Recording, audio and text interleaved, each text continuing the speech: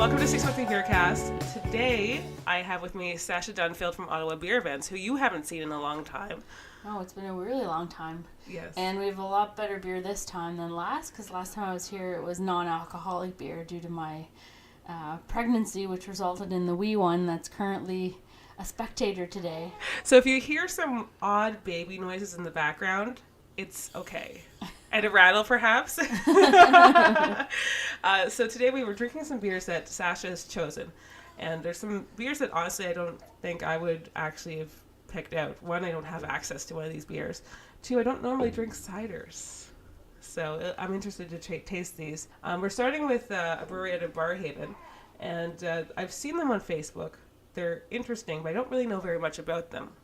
So this is a brewery that's not up and running yet, so they're currently brewing out of their garage.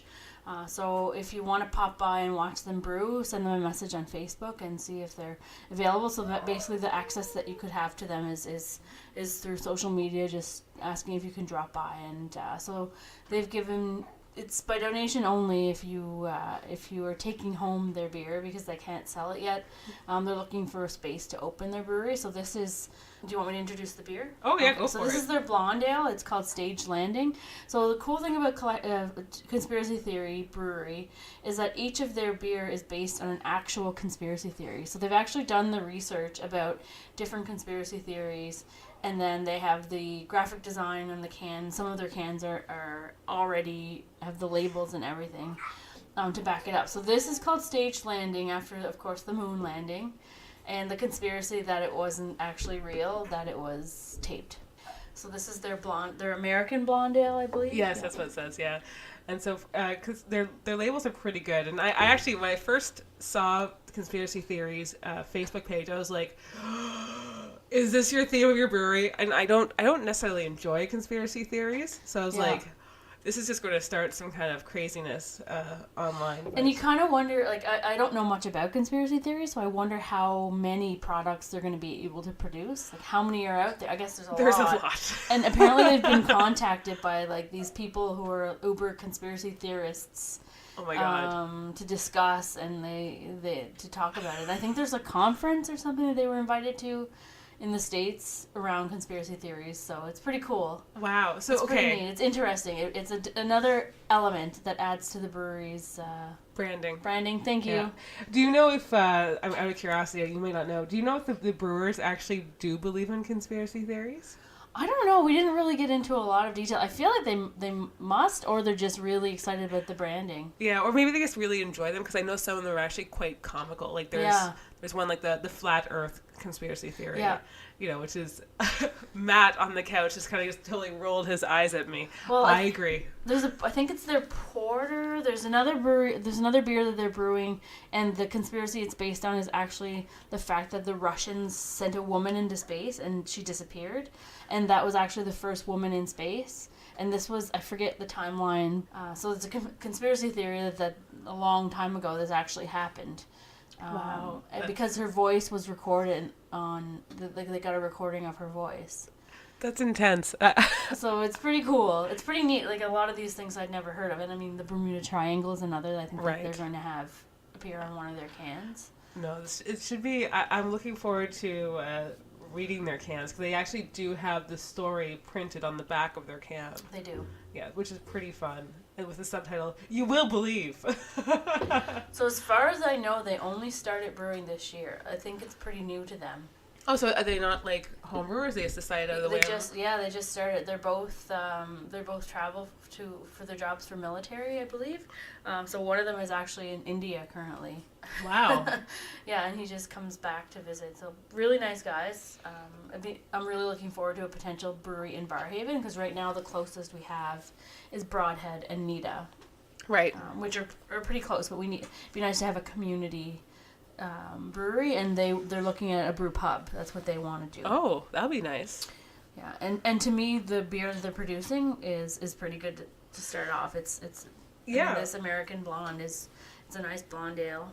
Yeah, I know. Hop presence. We do tend to rag on blonde ales in this podcast, because it does tend to be one of the 3 or 4 that breweries tend to put out. Yeah. But this one actually, you know what I've noticed? totally sidetrack. Whenever I say I like a beer or say I'm surprised by a beer, I say, actually, this is really quite nice. I have to stop saying it. But this one is quite nice, and you can definitely get the hoppy presence to it, which is nice. I do have a little bit of a cold, or I'm fighting at the end of a cold. Even though my taste buds aren't really there, I can still taste a little bit of the bitterness at the end, which is nice. Yeah. No, it's definitely a nice blonde. Blonde ales are not something I generally reach for. I don't normally go for the lighter beer. So they also have a cream ale, which is really good. And again, I don't generally reach for cream ales. Muskoka has a nice cream ale. Otherwise, it's not really something you see that often either, but it's really good. And I think like this summer, if I'm able to pick some up from them, I would have some. Okay. And so now this podcast moves fast, people. We sip and we move. And so now we're going on to a beer that's been on the podcast before. I believe you were actually on. I think so. I have baby brain, so I forgot that we did this beer before. That's this true. is a really great beer, and I'm happy that Big Rig has brought it back. It's the Hoppin Maibock, because it's just so delicious.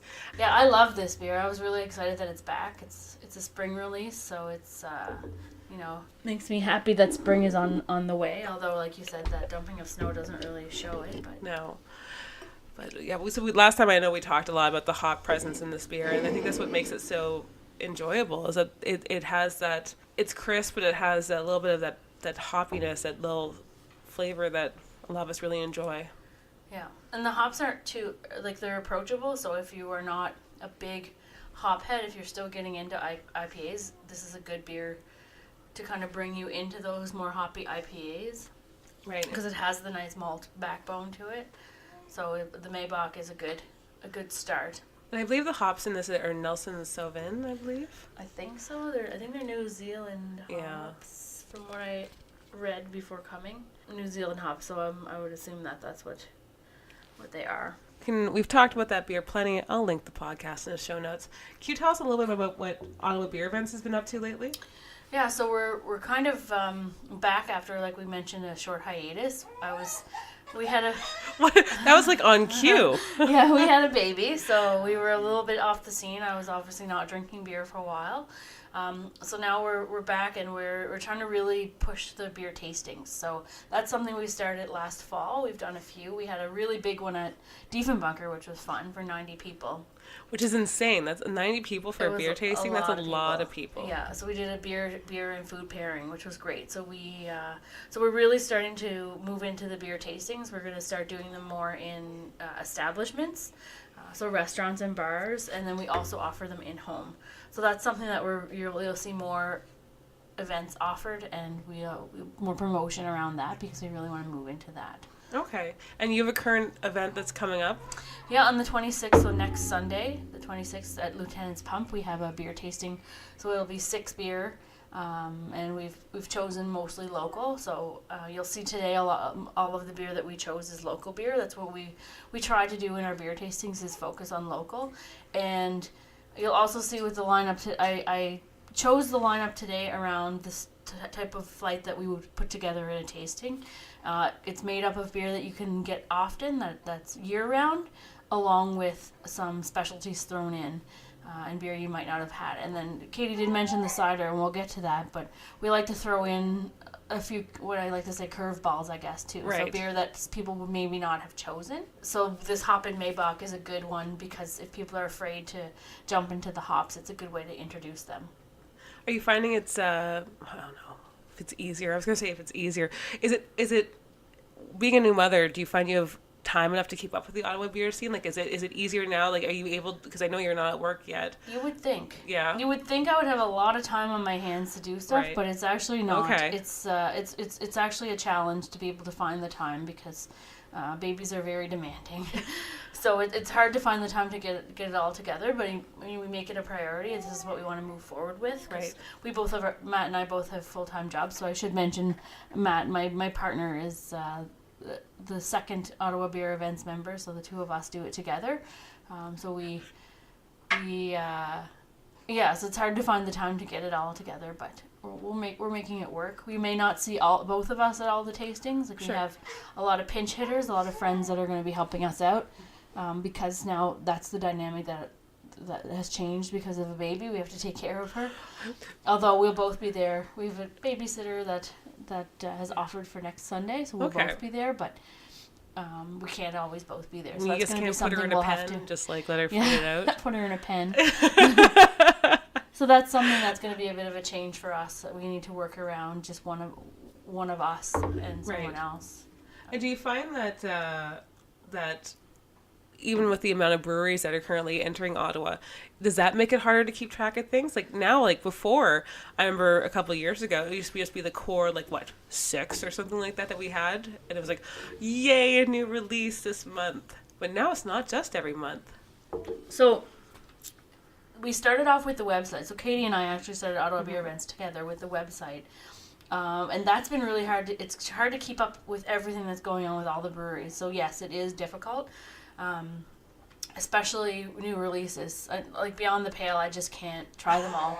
I would just be drinking all of the time. And that's just Beyond the Pale. So it's really hard. And then now that more breweries are opening, there's more distance. They're opening in the outlying areas. So we have Stalwart, who's in Carlton Place, and now Crooked Mile in Almont, and then the other side of the coin is the two in Embrum, and then Beau's has a lot of their releases in the LCBO where you can order online. Maibock is nice, yes. But we just can't keep up with all of the offerings. No. So we try, and the blog. The reason I mentioned the blog is we try to tweet and do Facebook posts, and we don't post on our website as much with new releases just because there's so many we can't keep track, and we're not always told, and the turnaround's often quick. Right, and that's what I was going to ask you about next. Is that have you found that since when we first started the website to now, are breweries any better with announcing their new releases? No, some are, some aren't. Some that have grown, like Beyond the Pale, I find is getting better because they have people that are working their social media. I think it's just new breweries, they don't have time to dedicate to social media sometimes. But some are very good with it. But again, the turnaround is often quick. Like I just found out this morning that Dominion City has a Berliner Weiss. Who knew? And that's it's probably going to be gone by the time I get to try it. So it's probably, yes. You got to pick and choose. Yeah. I got to have their Gosa and some of the amazing beers they released 2 weeks ago. So I still have the Gosa in my fridge. So it's probably one of they're my favorites of theirs. Awesome. Yeah.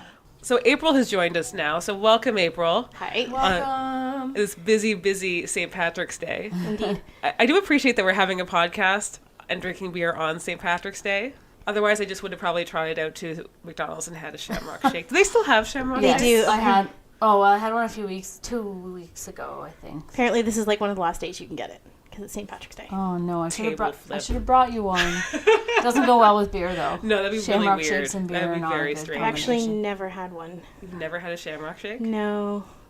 You shouldn't eat or drink something that color. It is so weirdly. It's a weird I say green. it's just food coloring, but then I'm like It's just totally chemicals. against adding it to beer. Yeah, it's like it's okay in a milkshake, just not beer. So off topic, as April gets calmed down and she's sped here. But did you see that Perth Brewery had a green beer? I did. What do you think about that? I guess I don't know why. I can't back up why I don't like it. That's the thing. I just feel like adding that shit to a beer is not. There's that, and I feel it's just required. so bro. It's like, we're going to do a keg stand or something? Like, True. Well, I reach for stouts, and I don't drink the light lagers for St. Patty's Day. Yeah, so lagers don't. You can't see the green in the beer that I would choose. I think though that's why they started doing it, because if you think about like the first ones, I remember green beer being like, go to a restaurant like a Montana's, when there wasn't Montana's, but that kind of chain restaurant, and it was like Molson dyed green because it was something they could do there as a St. Patty's. Thing. They can fill like a pitcher, dye it green, or pour a pint weird. and dye it green, and then ta-da, it's our St. Patrick's Day thing. Because I remember my aunt drinking it and thinking, why would you touch something that color? Like, that's just weird. Even as a kid going, that's wrong. I guess when you think of it, you're not going to, if you are, like St. Patty's Day, a lot of people binge drink. Yes. I've done it. Definitely not this year, but I've done it before. So if you're going to drink a lot of beer, it's hard to drink a lot of Guinness. I know. Okay, so I have, but it's difficult. Let's just say, can we just get this out in the open? What was your record amount of Guinness drank? I don't think it's a lot. Like I can't drink a lot of Guinness. It's not heavy. Yes. You know, I'm using air quotes here. Like people say, like to me, it's light. But I think 4 for me. It's not. 4. I can't do a lot of Guinness. I'm guessing April and Katy are like 10. How many have you had, April? 8 max Okay. with food, 8, 12 without food. Oh my god. So I've also had 12. 12 Guinness. Yeah, I remember it was like a pub night I was way younger. I was in Toronto at like an Irish pub. I was not way younger. Oh, I'm more well, of an April's just a Now, superstar. I'm looking No, at I'm Katy's just an sweater, Irish but girl. Like, Alexander Keith is a different story. You just I've outed definitely me on had the double. world here. That's okay. That's okay. we don't talk Number about one the IPA, podcast right? sweatshirt. This is my comfort sweatshirt. Nobody's supposed to know about we the don't. sweatshirt. We don't talk about the We don't talk podcast. about this. We can edit this No, out. it'll still be here because I'm lazy. Yeah. Well, you know, it's the East Coast, the early version of the IPA, right? Yeah. Yes, the early version of the We're talking Canadian history here. The early Canadian IPA. So we're going to move on and to something that I'm actually interested in, because when I bought it for the podcast at the LCBO, the cashier at the LCBO said to me, "Have you ever had this before?" I'm like, "No." It's really good. Well, yeah. That's why he said it like that, like a bearded man, like, you know, mid-30s, say it in that whispery voice. It's really good, you know. So the reason I chose this is, I mean, I've followed it on social media since they started. I think it was last October or November. So this is Flying Canoe cider. And I've been wanting to try it. It's just I was pregnant and just didn't get out. And then I was at the Heart and Crown last week and ordered a can of it. And probably one of my favorite ciders to date that I've had. And I'm not a big cider fan. I'm not like you, Katy, I generally would not choose a cider. The only time I would choose a cider if it's mixed with Guinness. Snake bite, is that what Yeah, it's I think, called? or Yeah. a Crown Float or something like that. Yeah. I don't know, one of those fancy terms. All I know is that it's really good. Admittedly, I'm not a cider drinker. I got sick on cider once, and now the smell. Certain ciders just turn my stomach. So I'm very picky about what cider I can drink, but I will try it. So I'm actually really curious to try it because I can't remember if I've actually had this one or not. So Well, I think ciders are really becoming like the next. They're getting really popular. Like I know there's a cider week in Ontario, and they've constantly been ramping it up. There's more and more cideries. This is the first one in Ottawa, and so it just seems to be getting more and more popular. So, do you know anything about the people who make this, or? Not a lot. It's a couple. I know it's a man and like a Yeah, I tried trolling them on couple, and- Facebook and Twitter the other day, and I couldn't really. Yeah, I It's hard to haven't been able to find. get a lot of information about them, but I know the story of and I'm gonna butcher this, but I know this. It might be on the can. The story of Flying Canoe. It's an old legend about like it's a Quebecois legend about a flying canoe, and they were going out, like it was loggers that wanted to visit their family, so the devil gave them a flying canoe, and they could go visit their family as long as they didn't hit any steeples on the churches or get into trouble. So they end up getting into trouble and hitting steeples on churches on their journey, and so there is a moral to the story, which I read the story last night. It's on their website. Yeah, it is on their website. Yeah. If you want to actually read the actual story, not my butchered version, it's on the website. And if you really want to be authentic, you have to like listen to the Log Driver's Waltz. Yes. While reading it. It's on their website too. So There you go. The link to Log Driver's Waltz is at the end of the story. So which I mean, you can't not click on that. That's I know that's childhood. One of those classes. Do they even run like national, like the film board stuff on? I don't think TV so. anymore. Because I don't think there's so. so many things. Like I remember the Cat came back, the Log Driver's Waltz. There's a few was other ones I great. remember. Canadiana.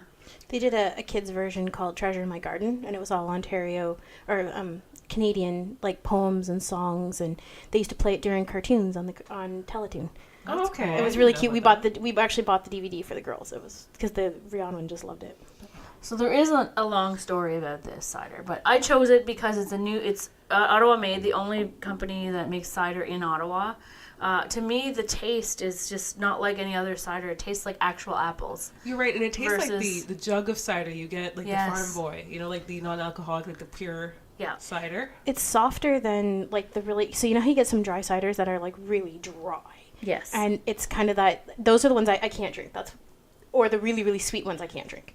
This one's actually quite soft. Like, it tastes like biting into, and not one of, like, the hard apples, but one of those soft, like, baking apples or applesauce apples. Right. Like, it's got a really nice mouthfeel for a cider. I could actually, I could actually drink this one. I know. Actually, I could too. Yeah, I think this is going to be my summer, like when I want a crisp beer. I think this is going to be what I'm going to drink this summer. So, again, I usually pick up ciders to try them, and that's it. And then I've yet to find one. So you don't have like a go-to cider? I really like Collective Arts. They're that's new too, though. Their cider, I've been trying that one. It's a pretty decent one, but otherwise I haven't found one that I've really landed on that I like. So I think this one is going to be the one. I really like it because they describe this as with a balanced acidity, which I really like, and I find it holds very true. It's not super acidic, because you get some and you're like, it goes with that dryness and it's really acidic, bracing, and it's this one's actually, when they say it's balanced, I'm like, I actually believe you, and I can taste how nicely balanced that is. So I'm pretty impressed. And it's now in the LCBO, so that's great. So it's accessible, because before you could only get it at Heart and Crown, I think. And I know they had this at the Beau's St. Paddy's party last weekend, and they actually had to go out to the LCBO to get more because they sold out. Wow. Yeah, so many people. Well, I think that's maybe it. This will just boost cider in Ontario or Ottawa. Mm-hmm. Because I know we usually have our core three. Was it Thornbury? Somersby. Yeah, and then we have Strongbow. Yeah. As well, the macro cider producers. Mm-hmm. But maybe I'll get some more interest in that area. And I know he does have like a facility where he does it. It's not contracted out. I don't even know how you would contract out cider, to be honest with you.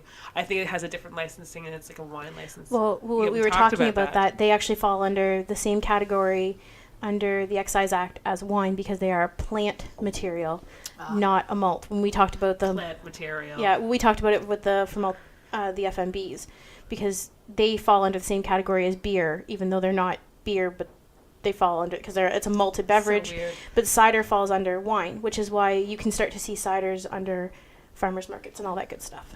Yeah, I'd like to see. So I know when we traveled to the East Coast, I think 3 years ago, there's a cidery, is that what they're called? Mm-hmm. Cidery, called Red Rover. So they did growlers of cider, and it was so they would have a spring, summer. That, yes. Yeah, and they were amazing. So I'd like to know, I guess, what Flying Canoe has planned, and if it's going to just be the regular, or if they're going to branch into different types of cider. I think they're planning on being like the steam whistle of cider.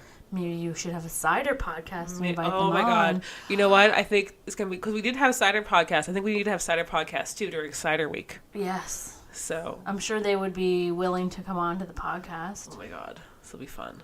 Okay. So I think the consensus is that we really like this cider. I was going to say beer. I'm glad. I'm actually really proud that it's an Ottawa-based one too. Yeah, well, going back to the tastings, I feel like I'm so personally invested in them. When I know not everyone is going to like every beer, but when I put together a flight, like I really try to get to know the people that are like, when it's in home, of course, that are hosting it, to see what their tastes are. And I like when I have a hit, when everyone in the room, or at least 70% of them, like the beer that I chose. It's like a glorifying moment for me. No, it's good. So I'm glad that you enjoyed it, because so this is kind of like I would do in the tasting, is bring in a beer that people maybe not have chosen. Yeah, for sure. I honestly wouldn't have picked this one up otherwise.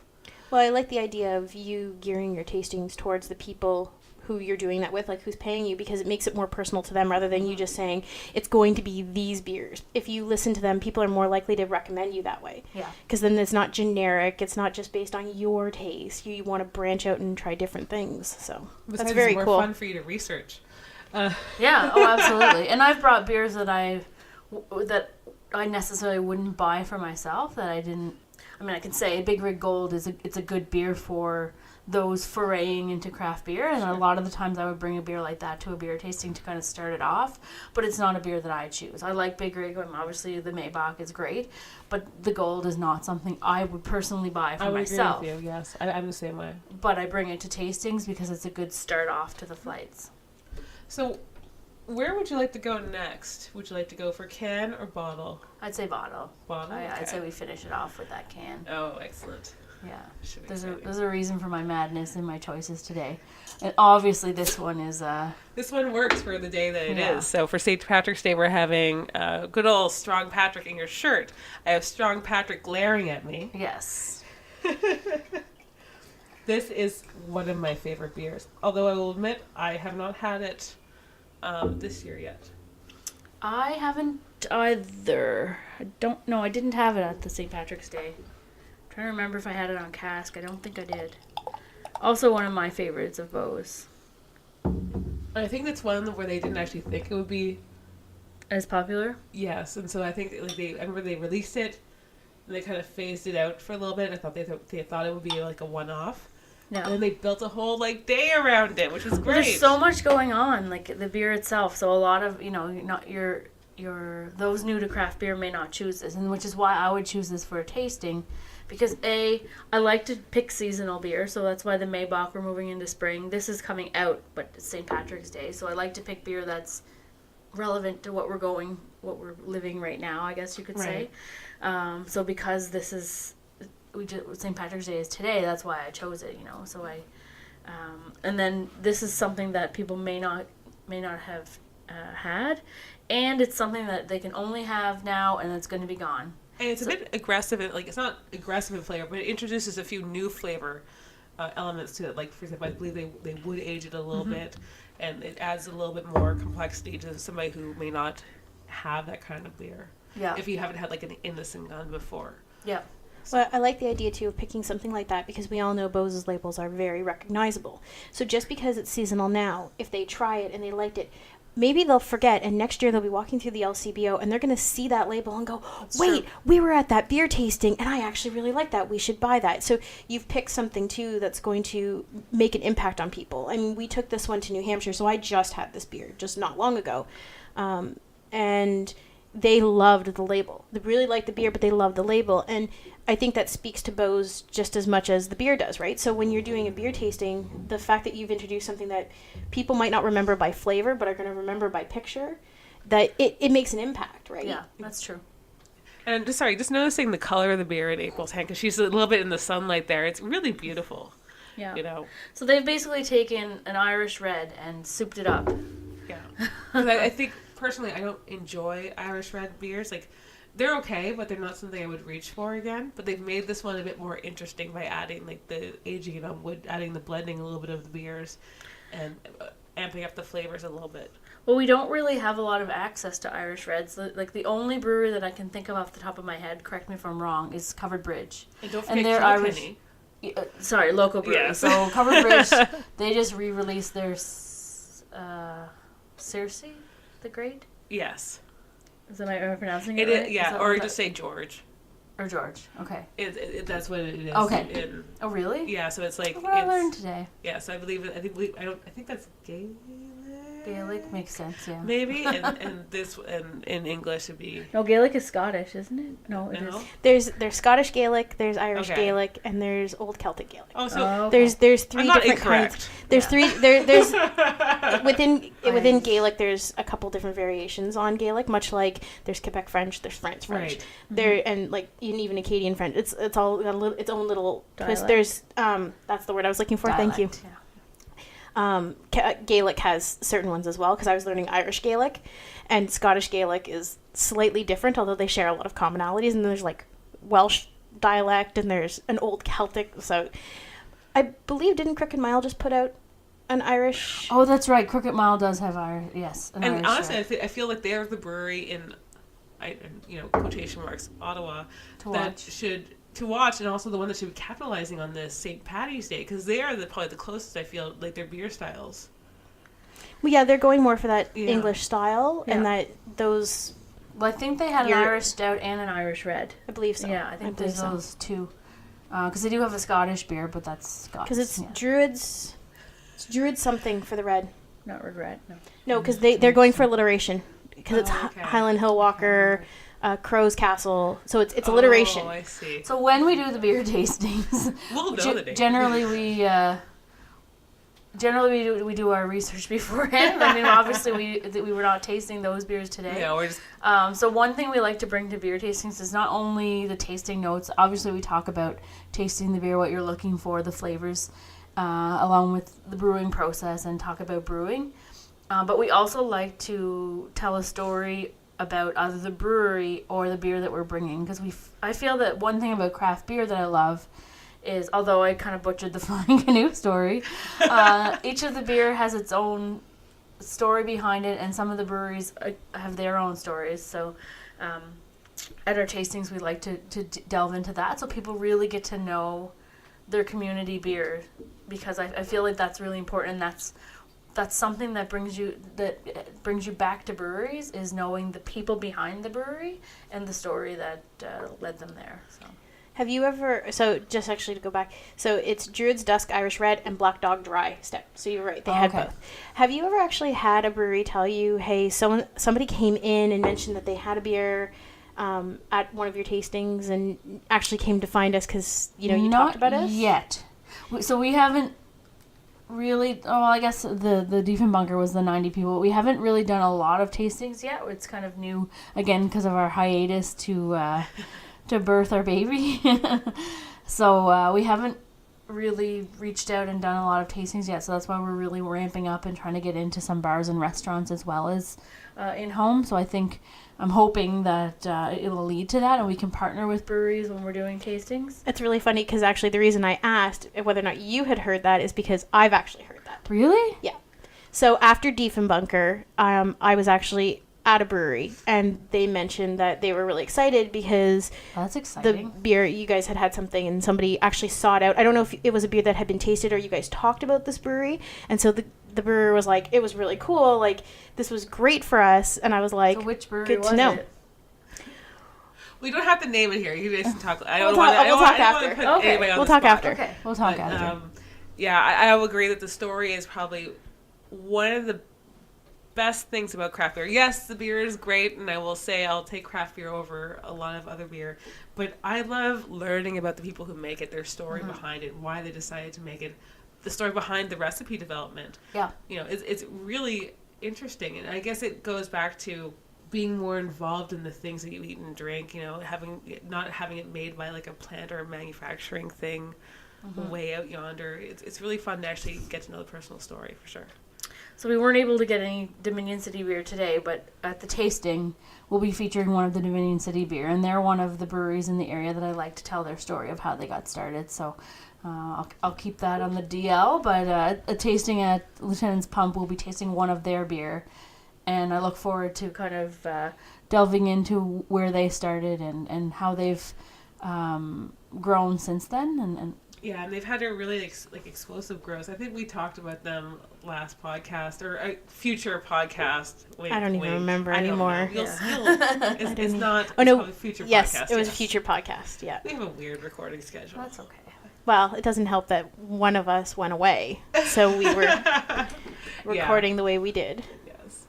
So we'll move on to, I think, what is probably your favorite beer, Sasha. Yes. So I bring this beer to tasting sometimes to finish off the night because I would say this is one of my all-time favorite beer. And I know that's a big statement with all the beer that I've had, but when I saw that they would be canning this beer, it made me very excited because I feel like we're moving away a little bit from growlers. They're a little bit harder to carry, and then like if you open it, then you have to drink it all, and like sometimes you just don't get a chance to. And I'm excited that we're moving towards cans. I know it's more expensive for breweries, but I mean, it's if they want to get in the LCBO, this is the state of. Okay, let's make a moment. Say that. You just there was a little drip off the can, and April just kind of yep, I'm having a little drip, and I'm gonna wipe it off the can. That's how good this beer is. So we're talking about Beyond the Pale's The Darkness. Yes. And it is probably. They make it occasionally. It's not like one of their. They don't have it always on the menu, do they?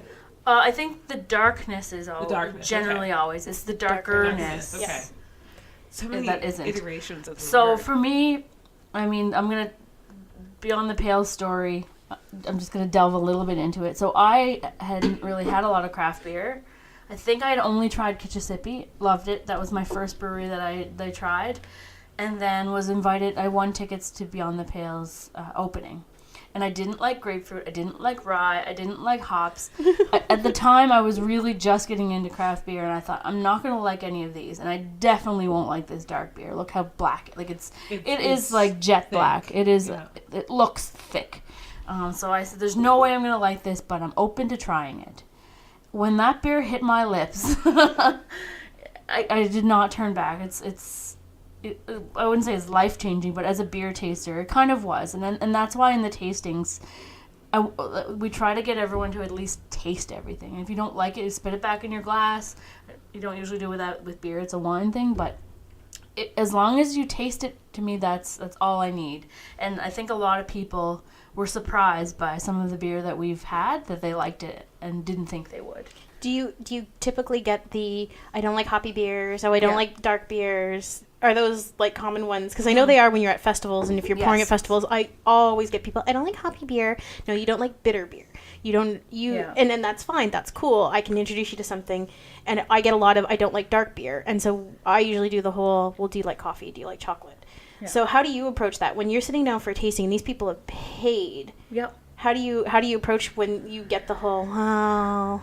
Well, again, basically it's asking them to try it and then being okay with them not liking it. It doesn't hurt my feelings. I understand. Katy and I, when we started tasting beer, I didn't really like IPAs. So we would do beer reviews, and I would struggle because I didn't like hoppy beer. I didn't like IPAs. And then the reviews would be such a contrast too. I know, and now it's like night and day. Like, I love my hoppy beer. Although, funny enough, when I was pregnant, if I was tasting beer, like the hops were heightened by like 1,000. Like a detour I found was too hoppy for me when I was pregnant. When I took a sip of Matt's beer and I'm like, what is this? Because he had it in a glass. He's like, it's detour, which is it does have a nice hop profile, but it's not approachable. Like, yeah, exactly. Everything's heightened when you're pregnant. Yeah, exactly. So for me, I'm not going to not put any beer with any hops in the flight because, I know a couple people won't like hoppy beer, but it always depends on the audience, and it goes back to talking, if it's in someone's home, talking to them about the flight we're putting together. If it's at a restaurant or bar, maybe throwing in a couple of really hoppy beer. Let's just say at the 26th of the tasting, one of the beers that we've chosen couldn't have any more hops in it. It's one of the local beers that it's hopped up, as you can say. So I know people aren't going to like it. I know people are going to try it and not like it, but there's going to be people that might say, "Wow, surprise themselves." Yeah, because the flavor of hops. I mean, some people, the beer that they had that was hoppy too may have just been too bitter.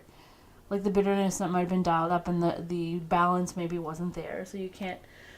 So if they give it a try, maybe, you never know, it might convert some. Something might change in their brain there. Exactly, and I mean, tasting beer, it's a palate thing, right? You need to train your palates the more you taste it, and that's what happened with me. It's tough. You have to do homework. I know. It just means you have to drink lots of beer. Oh, keep tasting it, and then it gets better. So what a life. So this stout is like my ultimate stout. Yeah, and it's great, and I love that it's now in cans. Mm-hmm. When they first announced it was in cans, I happened to work at the same place where Al Clark works at. Yep.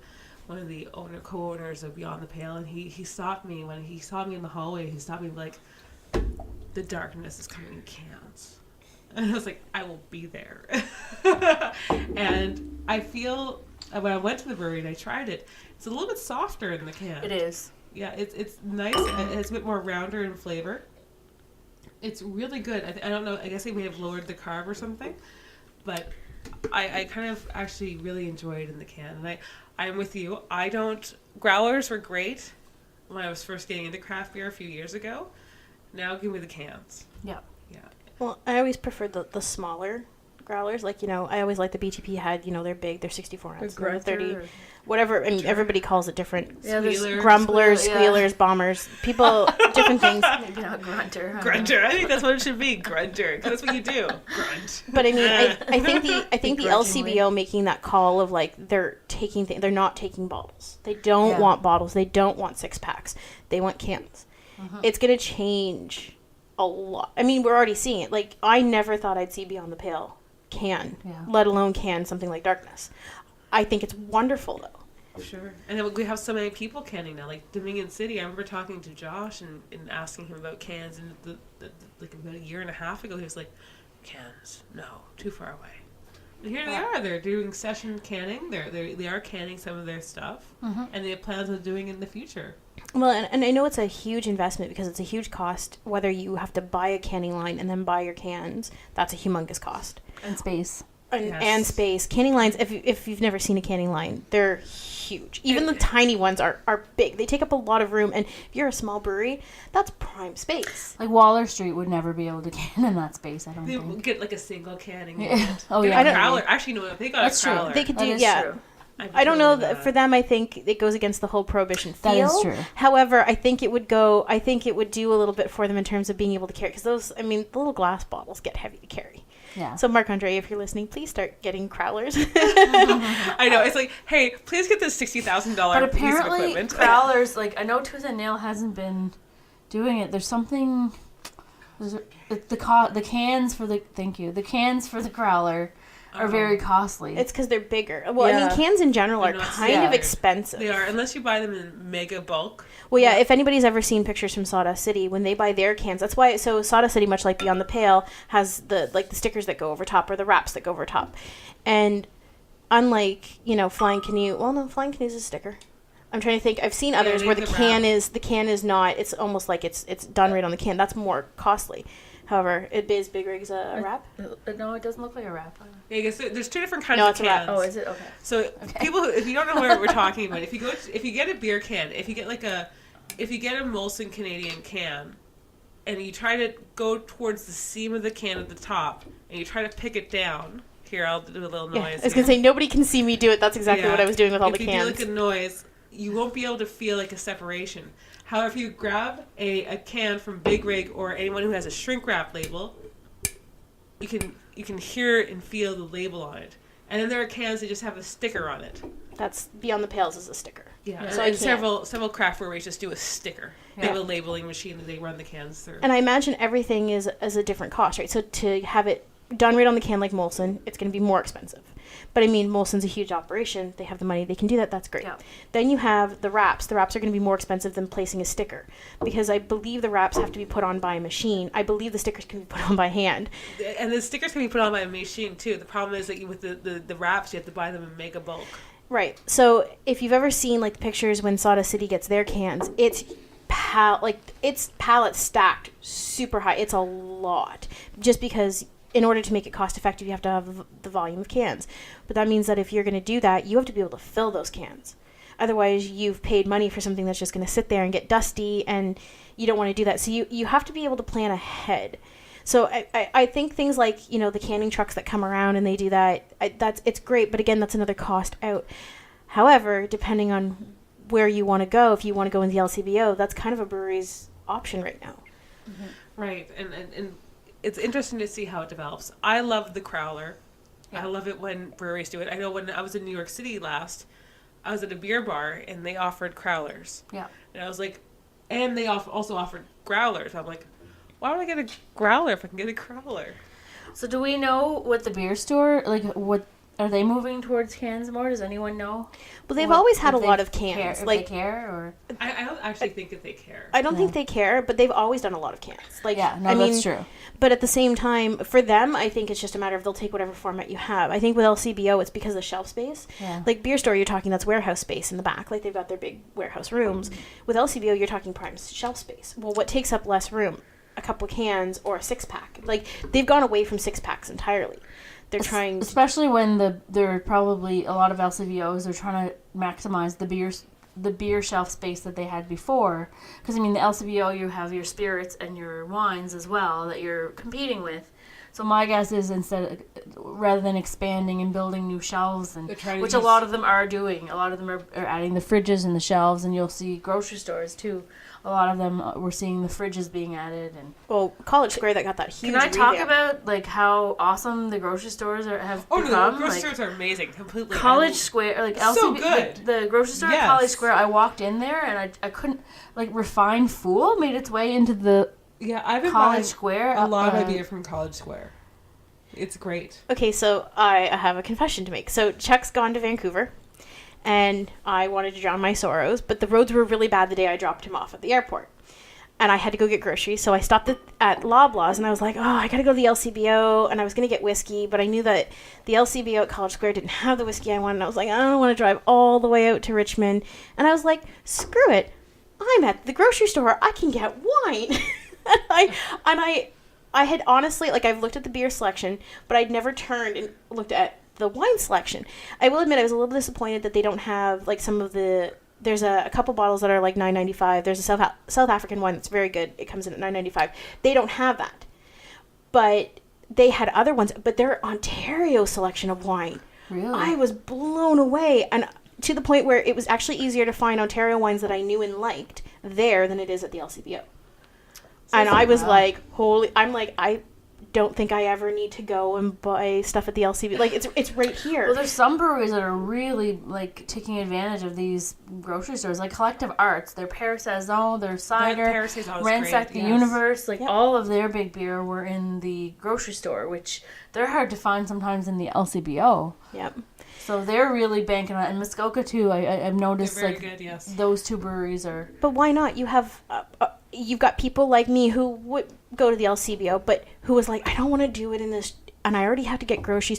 It is perfect. It is absolutely perfect. So I bought 3 bottles of wine. And that's where cans are outstanding, too, because if I have a load of groceries to carry, you know, and I'm bagging my groceries, I don't want to have to deal with all these bottles. As somebody who uses the bus and walks a lot, I agree with you. When I slam my bag down on the bus floor, sometimes I'm like, oh shit, there's a growler in there. Fuck. Also, there's something to be said if you go through the beer line and you have the bottles are a lot more visible than the cans. You know, if you have a lot of cans and maybe you don't look as. Trust me. I've been asked if I was having a party before when I was just stacking beer for my cellar. I'd be like, yes, for myself. Oh yeah, the LCBO is kind of like when you're going through like lots of bottles. It's like, oh, but even like I bought the 3 bottles of wine. I feel so bad saying it. I only drank one. Don't FYI, feel bad saying it. FYI, I've only drank one so far, but he's gone till Tuesday. So just so we're clear, clear have you ever been here. to like a Costco and Tonight's like it's St. Patty's Day and Friday, so hey. I've got beer for tonight, or I might drink the red wine. I'm not sure, but anyway, or both. Or both. Depends. I am making a little bit of a dinner for the girls, but I felt weird with the 3 bottles, and I actually found myself going, this would have been so much easier if I had grabbed a couple cans of beer, because now I'm going through the checkout, and I had tortilla chips, and I bought the girls salsa, and I had like more junk food type stuff, and then I had like olives, and the olives.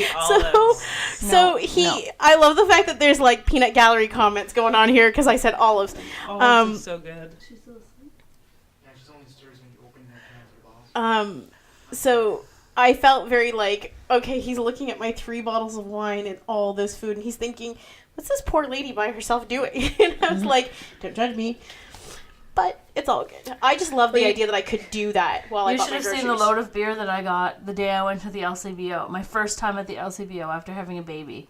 Let's just say, as a craft beer fan, when you have been away from craft beer for almost a year, and then you get to buy it again, I spent a lot of time in the LCBO, because everyone else had that year to try all the new stuff, whereas I did not. So I'm like, stuff that has been around for a while, I hadn't tried. So I'll try this and this and this. Question for you, and I actually don't know the answer. What was your first beer you had after you gave birth? That is a good question. We brought Guinness to the hospital, but I didn't actually open it because it's just a whirlwind.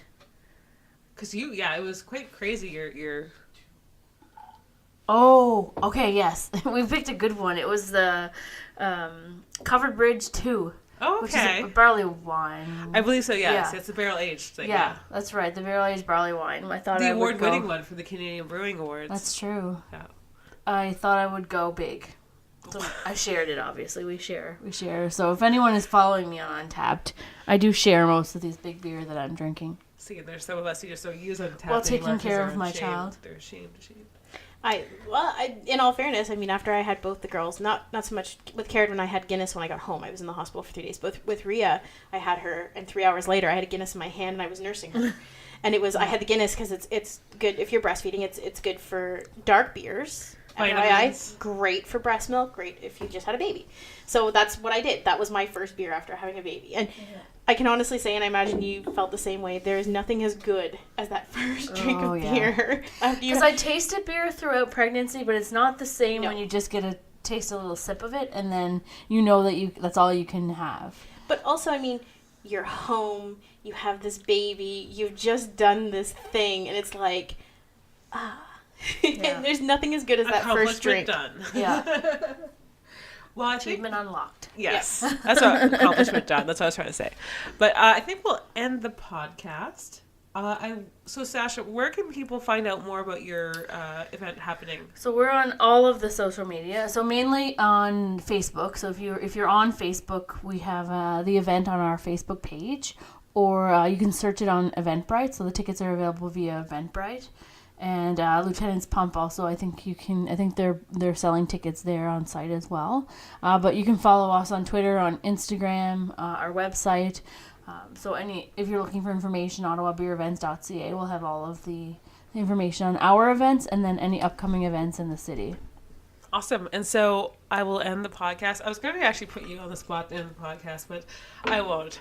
You could have. Do you want to end the podcast? There's a whole spiel we do, but you don't know it. That's the problem. Oh, yeah, I don't know it. So if you want to join the conversation, you can visit us on Facebook, on our Facebook group, 613 Beer After Dark.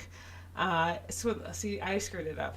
Yeah. So join the conversation, 613 After Dark. No, see, you screwed it up. I did as well. 613 BeerCast After Dark. And Twitter, 613BeerCast. Instagram. So come join the conversation and find us there. We'll talk to you next time.